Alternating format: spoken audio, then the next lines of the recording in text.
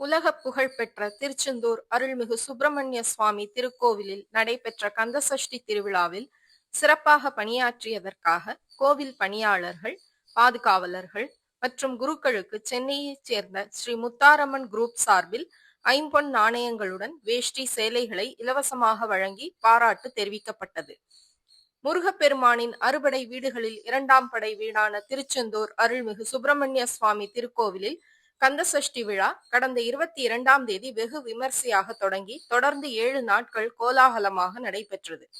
கந்தசஷ்டி திருவிழாவின் முக்கிய நிகழ்ச்சியான சூரசம்ஹாரம் கடந்த 27ஆம் தேதி கோவில் கடற்கரையில் நடைபெற்றது. இதில் தமிழகம் மட்டுமல்லாது பல்வேறு வெளிநாடுகளில் இருந்தும் 10 லட்சத்துக்கும் அதிகமான பக்தர்கள் கலந்து கொண்டு வேண்டுதல்களை நிறைவேற்றினர். தொடர்ந்து திருவிழாவின் நிறைவாக நேற்று முன்தினம் நள்ளிரவு சுவாமிக்கும் அம்பாளுக்கும் திருக்கல்யாணம் நடைபெற்றது.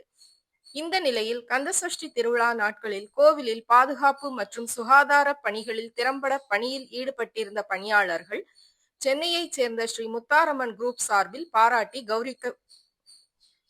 கௌரவிக்கப்பட்டனர். தீவிர முருக பக்தரான சிவக்குமார் கந்தசஷ்டி திருவிழாவின் போது நாள்தோறும் நடைபெற்ற யாகசாலை பூஜைக்கு பல லட்சம் மதிப்புள்ள தங்கப்பட்டு ஜரிகையை காணிக்கையாக வழங்கினார்.